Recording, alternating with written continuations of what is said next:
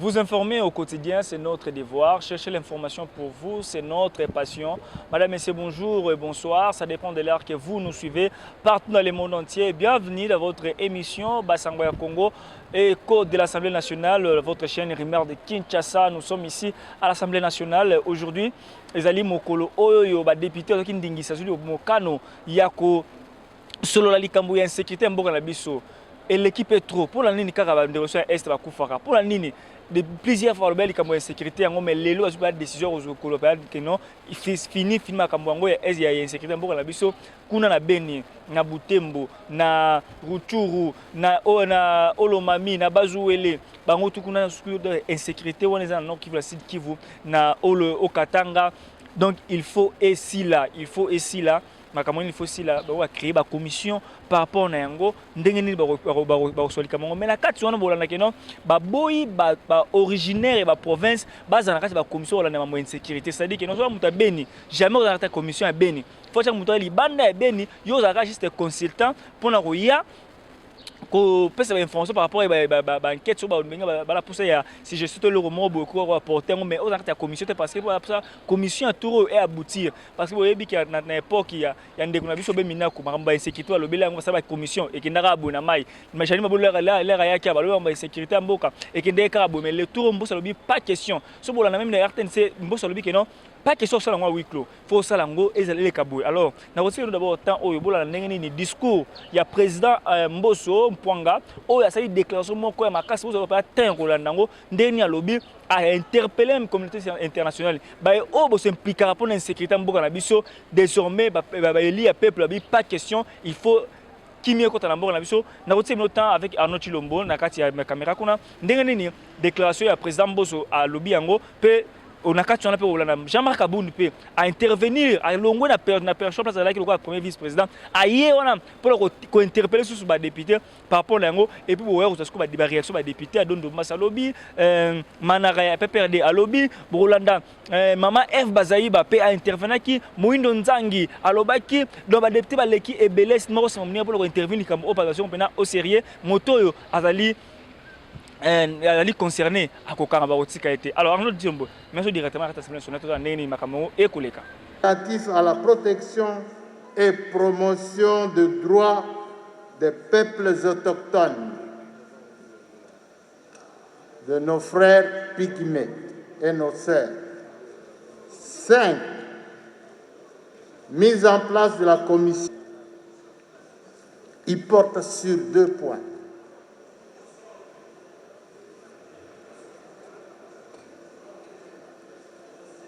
Le premier point,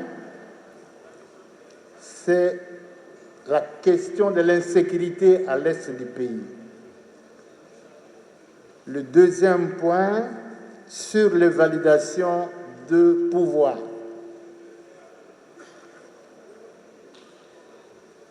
Chers collègues,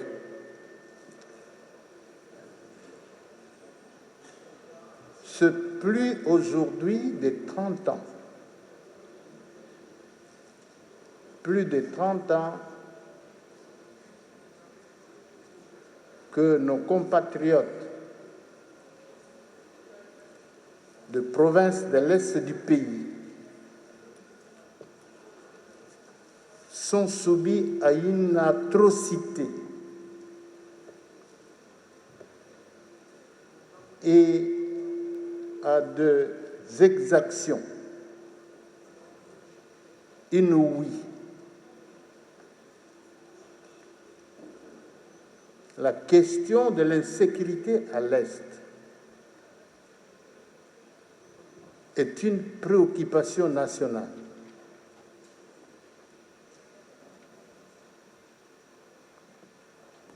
Notre Assemblée nationale, à maintes reprises, a essayé de dénoncer. Ce sont nos collègues députés et certains de nos compatriotes des provinces de l'Est qui se sont en premier lieu s'est présenté devant notre Assemblée pour dénoncer les faits et pour nous sensibiliser et nous mobiliser afin que les élus du peuple que nous sommes et l'ensemble des institutions de la République mettent fin à la cruauté dans laquelle vivent nos populations. Chers collègues, vous conviendrez avec moi et l'ensemble du peuple qui souffre en ce moment que nous demandions tous ensemble que ces deux Congolais, je le répète, que ces deux Congolais de toutes catégories socio-professionnelles qui collaborent et qui sont impliqués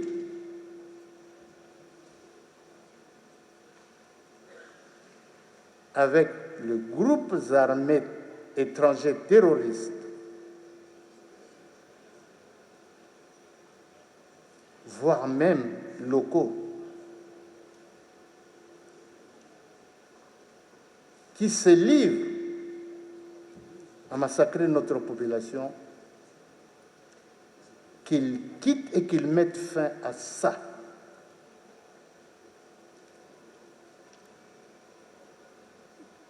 Certainement, vous êtes d'accord avec moi.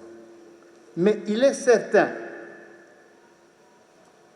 qu'il y a des collègues parmi nous, essentiellement ceux de l'Est, qu'il y a des innocents qui sont propres et qui se battent avec d'autres collègues pour mettre fin à l'insécurité à l'Est. À ceux-là qui sont propres, qui ne sont pas impliqués,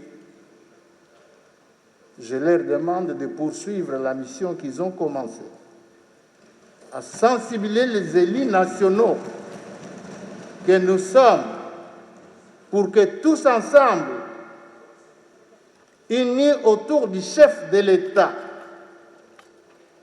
qui fait de l'insécurité à l'Est son cheval vraiment de bataille, que tous ensemble, unis derrière le chef de l'État, que nous arrivions à mettre fin à cette insécurité. Et que l'ensemble des honorables députés que nous sommes, nous soyons tous à la disposition de notre gouvernement pour l'aider, l'encourager à mettre fin à l'insécurité. Que nous soyons derrière notre armée,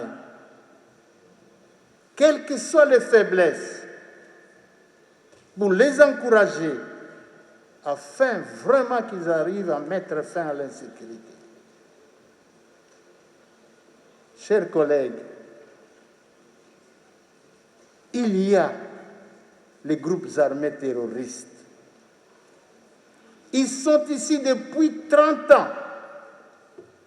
Les peuples congolais, spécialement nos frères et nos sœurs de l'Est, les ont accueillis,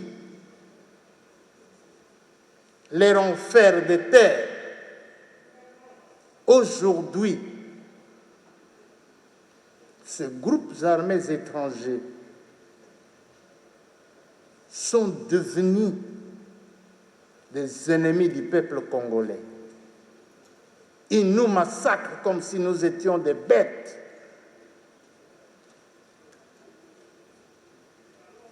Ils exploitent les richesses de notre pays.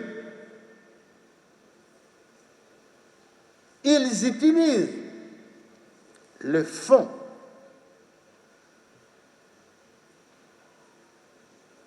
qu'ils retirent de ces richesses pour acheter des armes et tuer les peuples congolais. Nous pensons, chers collègues, qu'il est temps que la communauté internationale, qui a encouragé l'entrée des ADF et des Interamouins FDLR ici, et de tous les autres groupes étrangers. Il est temps que la communauté internationale prenne aussi conscience. Nous en avons les ras-le-bol. Et que ce groupe, qu'il y ait un retrait des groupes armés étrangers sur le territoire congolais, qu'on les amène ailleurs, qu'on les amène dans d'autres pays et qu'ils quittent la République démocratique du Congo. Que la communauté internationale prenne toutes les dispositions pour que ce groupe quitte notre pays et qu'il les amène d'où ils sont venus. Nous avons offert l'hospitalité. En retour, ce sont des massacres que nous subissons. Simplement pour avoir été juste, honnête. Et ils le font au mépris de tous les accords internationaux. Alors que les réfugiés ne peuvent pas prendre des armes quand ils sont dans un pays. Ils sont venus comme réfugiés. Aujourd'hui, ils sont installés, ils ont construit des bases militaires. Ils exploitent nos richesses. Chers collègues, soyons tous unis. Là, nous touchons une question de vie ou de mort pour certains lobbies, des lobbies nationaux et internationaux. Mais la vie de nos peuples, la vie de nos frères et de nos sœurs est notre raison d'être dans cette Assemblée nationale. Nous devons nous engager avec détermination pour que la paix soit rétablie à l'est du pays. Chers collègues, nous allons en parler également quand nous allons parler du 5e point relatif à la mise en place de la commission d'enquête dans les 5 provinces qui sont en proie à l'insécurité et au massacre. Quant au 2e point, chers collègues, il s'agit de validation de pouvoir. Validation de pouvoir. Nous avons transmis en votre nom les dossiers de 7 suppléants à la commission PAJ pour traiter ces dossiers et dans 5 jours le soumettre à l'examen de la plénière de notre institution. Vous avez 5 collègues qui sont décédés, nous devons remplacer des collègues qui exercent des fonctions d'incompatibilité avec le mandat électif. Ce sont ces dossiers-là que nous avons transmis à la commission PAJ et la commission a 5 jours pour nous déposer les rapports afin que nous soumettions ces rapports à la délibération de l'Assemblée plénière. Voilà, chers collègues, les 2 communications que je voulais. Et ce sont des organisations, quand vous osez parler du génocide, les gens s'en prennent à vous, comme si on ne comprenait pas. C'est pourquoi, honorable président, j'ai saisi donc l'opportunité. C'est maintenant ou jamais que nous-mêmes parlementaires, nous qui vivons ces réalités, à travers nos électeurs, nous allons avoir une mission d'enquête. Est-ce qu'il n'y a pas moyen, je sollicite auprès de la plénière, que parmi les objectifs, l'objet de la mission, les missions, on puisse aussi voir dans quelle mesure coller l'infraction des graves crimes internationaux tels que le génocide, pour qu'il y ait aussi un rapport clair et précis à ces sujets avec des conséquences qui doivent en découler quant aux auteurs et à toute la série Oméan. En deuxième lieu, j'ai compris les interventions de certains collègues, notamment les collègues de Mouzaki, pour voir dans quelle mesure on peut avoir beaucoup de commissions, 2, 3 ou 4, par rapport à la spécificité. Mais n'oublions pas que ces différents conflits s'est entretenu, il y a des méandres, il y a des adhérences. C'est un cancer qui a commencé quelque part avec des métastases. Donc c'est lié. Quelle que soit l'option que nous allons lever, d'une commission, une seule, de 2 ou de 3, il faut qu'il y ait une étroite collaboration dans le travail, échange d'informations, parce qu'il y a des méandres, il y a des liens, il y a des adhérences comme je l'ai dit. Merci. Merci honorable. J'espère que nos services ont bien noté les observations. Bonjour, mes chers collègues. J'aimerais aussi que le bureau n'oublie pas qu'il y a eu beaucoup de travaux qui ont été réalisés autour de la mission de l'Est. Et j'aimerais juste rappeler qu'il y a eu plusieurs rapports d'enquête, notamment avec l'ancienne législature et cette législature ici, et qui n'ont pas été exploités.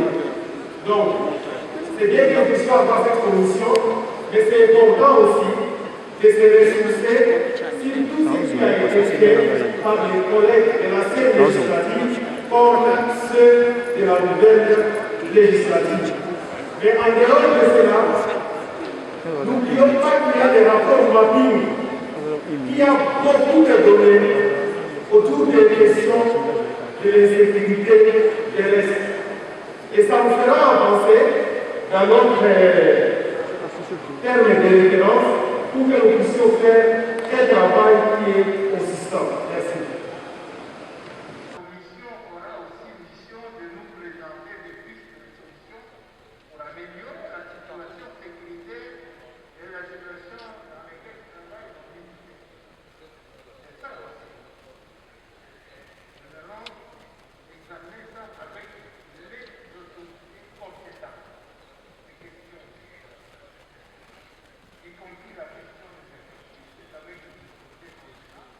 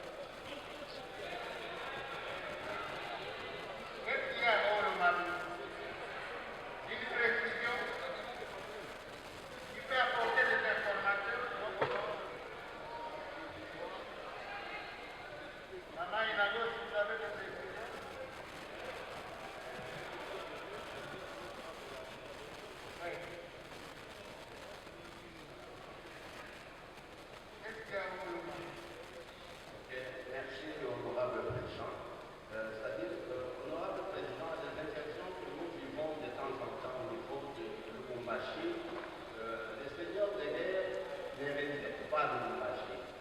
Ils viennent du Oromami et dans le Tanganyika, vous avez aussi les guerres de combat qui se viennent du ventre des bambous et des Touares, on appelle aussi les peuples autochtones, les Bédouins.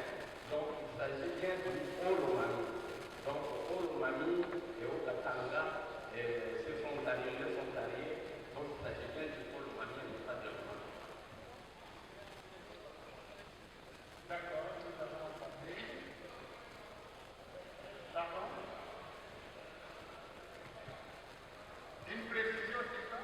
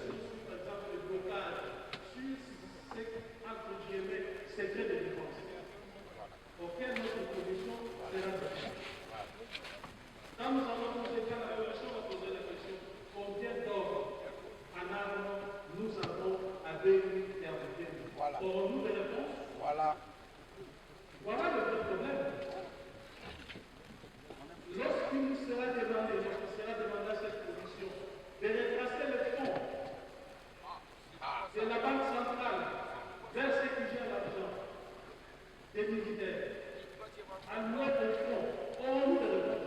C'est sur ces points-là que les députés devraient plutôt s'atteler. Pour que notre commission ait de la force, que nous puissions de la voter plus fort parce que nous sommes la représentation du peuple, en même temps aussi que nous sollicitions l'appui de d'autres institutions afin que cette commission soit réellement une belle commission qui pourra nous donner la terre sur laquelle nous allons nous appuyer et donner des résultats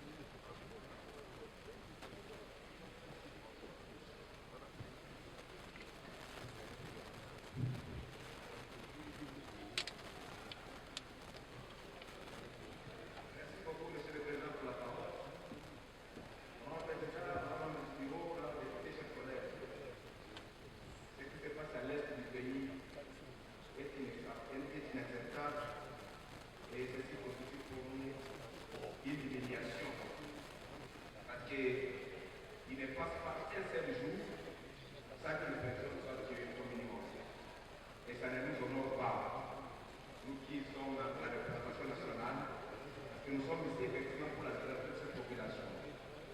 En suivant les TDR, donc les termes de référence et les résolutions qu'on a proposées, je me suis dit il y a un élément essentiel qui échappe encore, c'est TDR.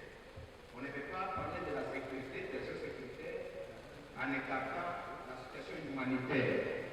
Parce qu'aujourd'hui, sur le terrain, nous y venons, on a été sur le terrain, nous voyons ce qui se passe sur le terrain effectivement, parce que la population de l'Est en général sont interdits de leurs activités. Ceux qui font l'activité champêtre ne peuvent pas le faire, ceux qui font le commerce ne peuvent pas le faire, ils sont donc asphyxiés.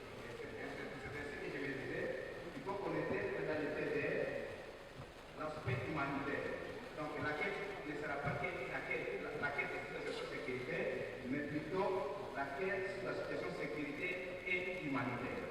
Parce que nous avons plus ou moins 3 millions de personnes en déplacement, nous avons des écoles, des hôpitaux, donc les infrastructures sociaux de base qui sont détruites, que l'État doit n'est-ce pas reconstruire. Parce que par exemple dans les territoires de Béni, dans les territoires de Ndjoukou, il y a des écoles, des centres de santé qui sont complètement détruits, qui nécessitent la reconstruction. Et aujourd'hui, nous disons les ONG sur qui nous appuyons ne sont pas capables de faire tout ça. Donc, notre commission d'enquête doit aussi évacuer les besoins humanitaires. C'est très très important parce que même si les gens vont rentrer dans leur village, ils vont dormir dans quelle maison, ils vont fréquenter quel centre de santé, et donc la nécessité humanitaire s'impose dans cette partie de notre pays. Merci beaucoup pour la parole. Merci, collègue.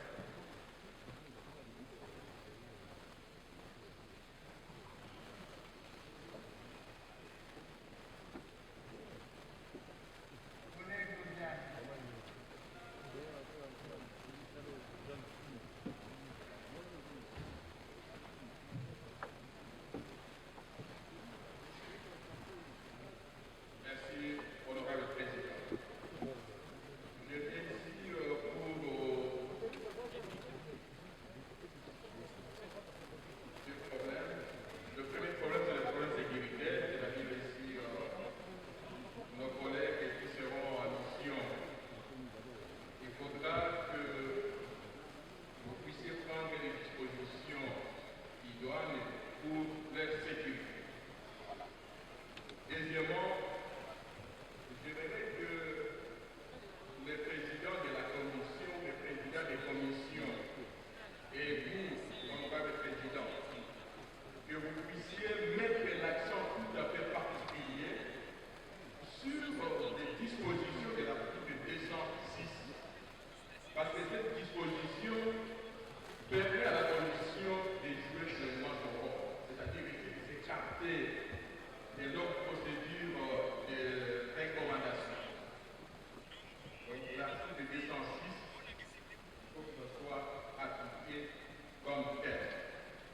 Et je crois que ces rapports, honorable président, il faudra que ça ne soit pas comme les rapports précédents. Il faudra tout faire pour que ces rapports soient publiés au journal officiel. Honorable président, j'aimerais souligner notre fait.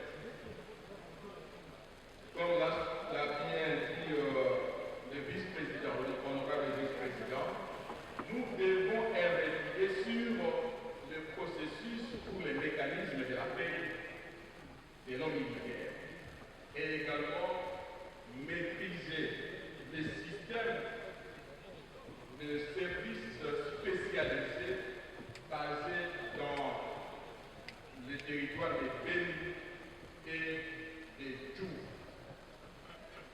Parce que nous ne maîtrisons pas très bien ce qui se passe dans ces zones en matière de la paix, en matière de l'approvisionnement en munitions et également en matière de l'identité même de nos militaires qui sont dans ces zones. Honorable Président, nous devons aussi investiguer sur les comportements des organisations non gouvernementales qui sont dans les zones rouges. Comment ces organisations parlent? Merci beaucoup.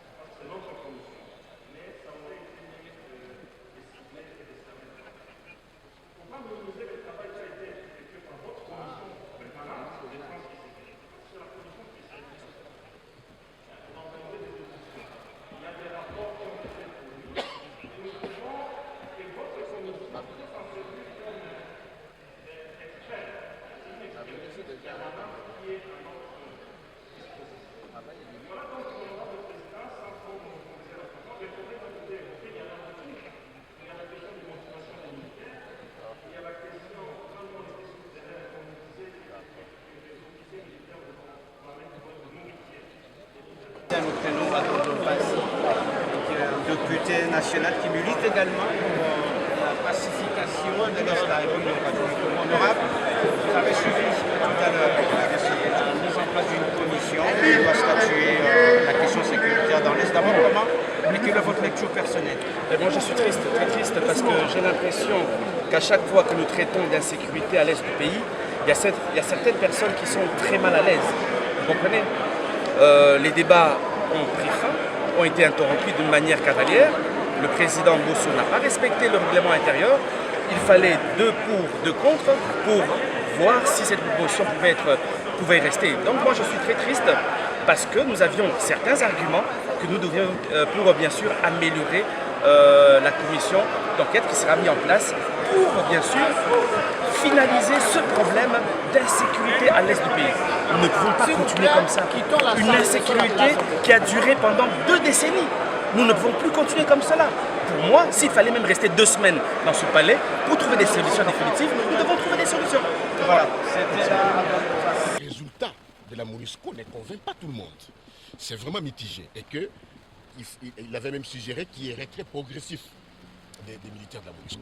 Mais cette question, à l'aube du pouvoir en place, ils ont mis cette question pratiquement dans les tiroirs. Mais je pense que ça revient à la surface. Vous avez vu vous-même la réaction de la population de Beni et de Butembo qui ne veut absolument plus parler de la MONUSCO parce qu'ils ont même trouvé, il paraît, qu'ils auraient même trouvé des armes et des munitions dans les véhicules des forces des Nations Unies. Tout ça, ce sont des questions. La commission, je crois, va élucider toutes ces questions. Et ça sera une très bonne chose pour la population congolaise. Nous pensons que cette fois-là, les recommandations qui seront adoptées par la plénière seront appliquées. Merci. Le président Bosso a demandé à la communauté internationale qui encourage même les ADF à prendre conscience. Écoutez, la question de conscience, on ne peut pas, tu sais, la question est d'être profonde. La communauté internationale qui est là, au fait c'est quoi? Ce sont les multinationaux qui sont là, qui exploitent les minéraux. C'est une question d'intérêt, des vies des populations, mais également de ces sociétés multinationales qui sont en train d'exploiter les minéraux qui sont à l'Est. Donc vraiment la question des consciences, il faut des contraintes et tout ça. Voilà pourquoi nous attendons le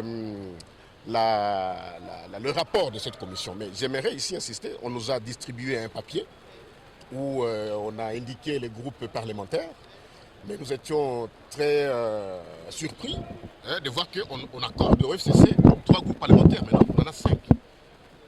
On a 5 groupes parlementaires. Et le PPRD d'abord a gardé tous ces groupes parlementaires, tous ces 4 groupes parlementaires, et y compris un groupe parlementaire de ACO, de Bologna, ça fait 5. Et je vous signale encore une fois que le FCC garde encore des effectifs de blocage de cette assemblée. Parce qu'avec plus ou moins 150 députés sûrs, nous pouvons adresser n'importe quel contrôle, n'est-ce pas? Parce que pour adresser une motion contre le président de l'Assemblée ou une pétition, c'est 125 signatures. Donc nous pouvons les obtenir en peu de temps. Pour adresser une motion contre un membre du gouvernement, même le Premier ministre, c'est 125 signatures. Donc nous pouvons les obtenir. Donc, mais j'ai entendu dans la presse, non, le FCC n'existe plus, attention. Le FCC est encore là. Et j'insiste encore que c'est le FCC qui a encore jusque-là le groupe des députés compacts. Les autres, c'est un conglomérat des acteurs politiques qui s'unissent autour d'une vision. N'est-ce pas? Et nous ne savons pas cette vision, quand est-ce qu'on aura des objectifs précis de cette vision, quand est-ce qu'on aura des structures, des statuts, des règlements et tout ça. Donc, le FCC est encore là, avec toute sa force, et à tout moment, nous pouvons nous faire parler de nous dans cette assemblée. Donc, je voulais vraiment insister sur ça pour que cela soit clair dans l'esprit des Congolais, que le FCC de Joseph Kabila est encore là. Merci. Pardon?